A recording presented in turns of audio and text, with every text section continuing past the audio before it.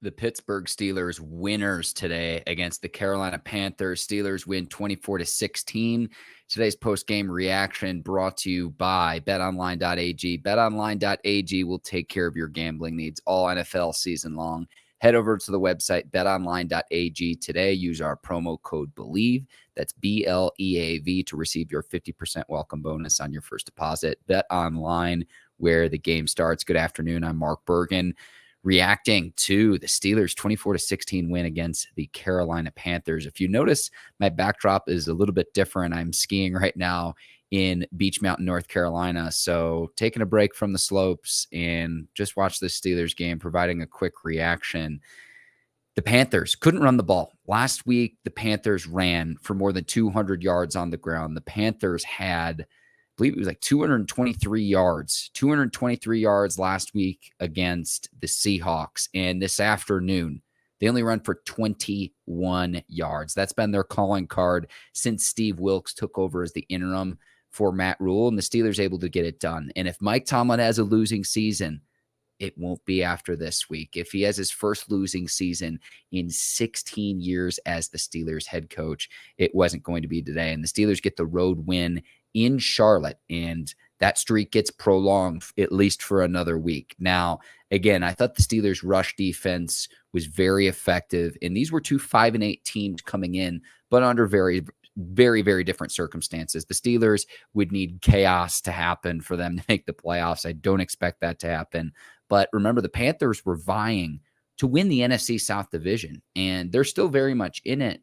But if the Panthers had won out from this week on, they controlled their own destiny and they would have been in the playoffs.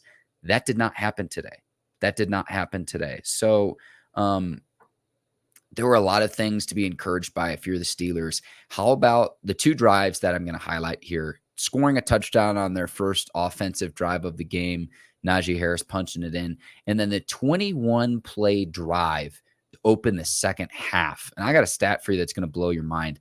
21-play drive took up 11 minutes and 43 seconds of game time. It was the longest in terms of both plays and time of possession for the Steelers in the last 45 years. And that ends in points as well. So I thought the Steelers always also effectively ran the ball. Najee Harris, 24 carries, 86 yards, and a score as well. As a team, the Steelers, I'm pulling up the stats right now for myself here, 156 yards on the ground.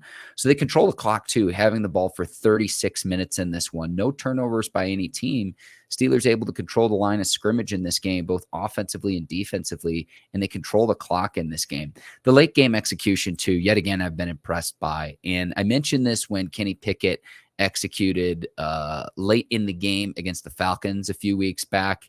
And Mitch Trubisky did it again today, finding Diontae Johnson for several first downs. He scrambled for a first down.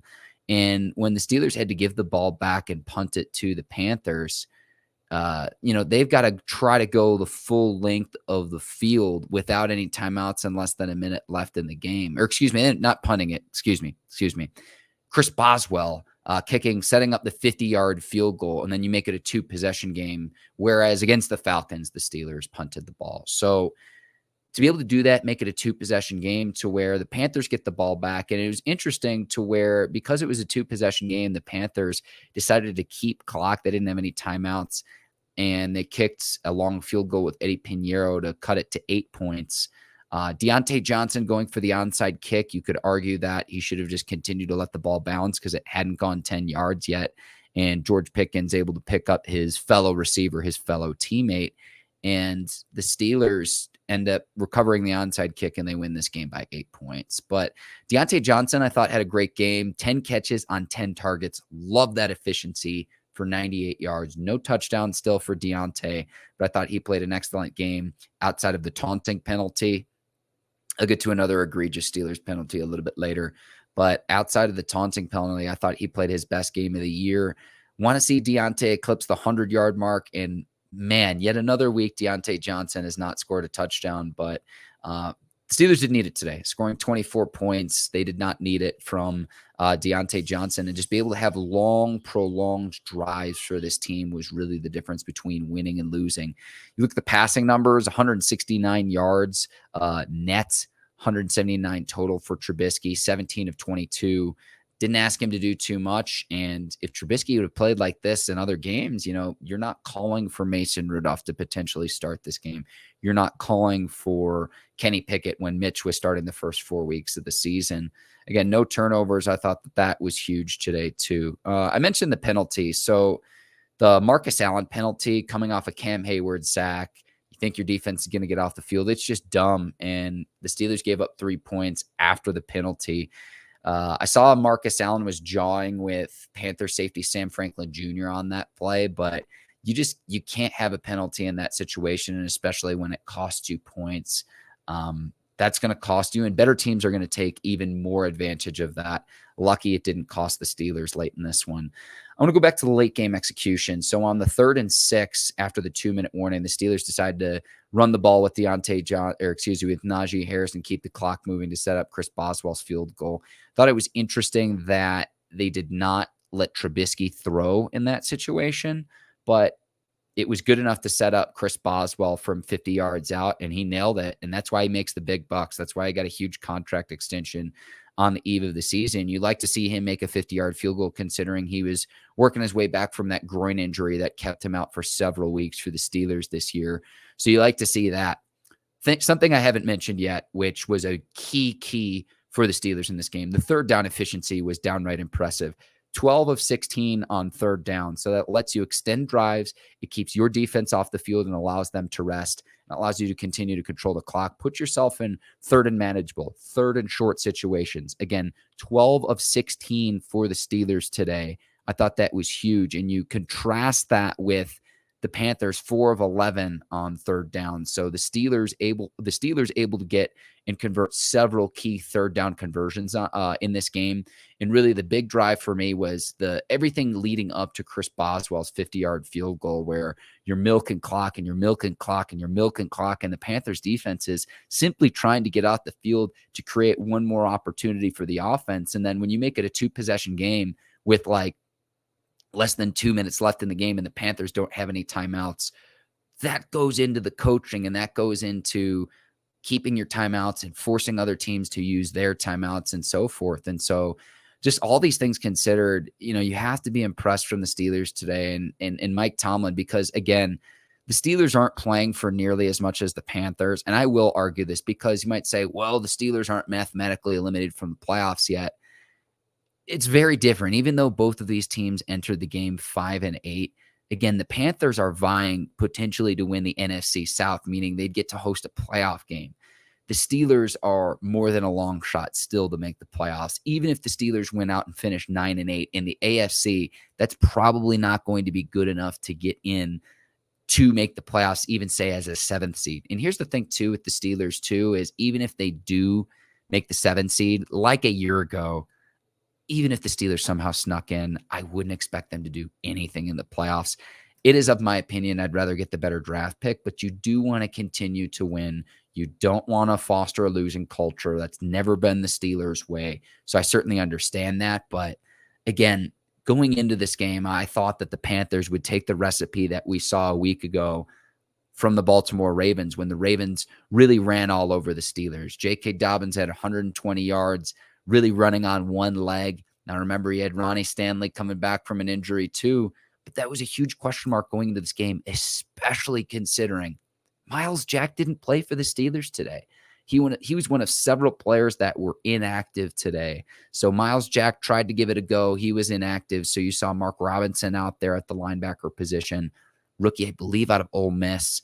And then a lot of other inactives. Obviously, Kenny Pickett did not play today. Josh Jackson, Kendrick Green, and Jonathan Marshall also inactives for the Steelers today. So Myles Jack, a key cog, a key member of that front seven, someone who's had a very good season coming over from Jacksonville. He didn't go today, and you still were very stout in the running game. In the run defense specifically, the Steelers front seven should be applauded, because, again, this was a Panthers team that ran for 223 yards. That's been their MO. That's been their calling card since Steve Wilks took over. And you can look at the stats, the play distribution. When Matt Rule was running things, the Panthers, it was roughly for every, say for 3 plays, they'd pass the ball twice and they'd run the ball once. Really, that's been flipped. They now run the ball more than they throw it under Steve Wilks since he took over. The Panthers start out 1-5, and Wilks led the Panthers to a 4-4 record going into this game. Again, had the Panthers won out, they'd have controlled their own fate in the NFC South. And so now they're going to need some help and try to regroup in an NFC South that is the weakest division in the NFL. Whereas the Steelers would have to try to keep pace with the Ravens, who lost on Saturday night against the Browns, but then also the Bengals too. And we don't know how much longer Lamar Jackson's going to be out for the Ravens. So again, don't expect the Steelers to make the playoffs, but you have to be encouraged with really, there have been improvements since the bye week. I have noticed a difference with this team and just their execution. So how can you continue to grow that? Because at least on the offensive side of the ball, the Steelers are a very, very young team. Now for Pittsburgh, this sets up for Saturday, and that is Christmas Eve against the Raiders. And that will mark 50 years since the Immaculate Reception. Franco Harris, the great play, and what was the Steelers' very first playoff win in the franchise's existence. Now, remember, the Steelers did not win the Super Bowl that season with the Immaculate Reception, but I also Bleav it was the Steelers' very first playoff touchdown as well. And a game in a play that lives not just in Steelers history, but NFL history. You fly into the airport in Pittsburgh, and a statue of that play of Franco Harris making the shoestring catch is one of the first things that you see. It's embedded into the fabric and the culture of the city of Pittsburgh. So certainly there's going to be a great tribute to Franco Harris on Friday night on the NFL Network. They're going to have a football life for Franco. And then also the Steelers are going to retire his number 32 jersey as well during this game in Pittsburgh at Acrisure Stadium. So it's going to be a lot of great things, a lot of great tributes, homages, and memories to the Hall of Fame running back. So really looking forward to that. We'll see. The Raiders still trying to vie for playoff positioning too. They're in not much better shape than the Steelers, I'll say that. But I'd imagine the Raiders would be favorites. I'm very curious to see what this line ends up being. Key for the Steelers is going to be trying to slow down Josh Jacobs, the running back who's had a very good season. And don't forget about Diontae Adams as well, one of the best receivers in the game. He's going to pose as a threat and challenge for the Steelers defensive backs somewhere in a position group outside of Minkah Fitzpatrick where the Steelers have struggled. You saw that today on display where James Pierre got beat, where your eyes can be your best friend or your worst enemy. He gets caught looking in the backfield and he gets beat by Terrace Marshall deep down the field. So the Steelers will have their hands full next week against the Raiders, but it's going to be certainly an exciting time again, especially paying all the homage and the recognition to Franco Harris, one of the Steelers legends and one of the core members of the 70s teams that won 4 Super Bowls. So really, really excited to see all of that. But Steelers are victorious again today. Final 24-16 against the Panthers. I'm going to go ahead and sign off here. My name is Mark Bergin. I'll be back with my co-host Ike Taylor this week, recapping this game and looking ahead to the matchup against the Raiders. And again, 50 years since the Immaculate Reception. It's crazy it's been that amount of time. Again, my name is Mark Bergin. I hope all of you enjoy the rest of this weekend's action in the NFL. It's been a fantastic weekend. Saturday games are back. Hope all of you are having terrific holiday seasons as well. I'll see you next time. Take care. So long, everybody.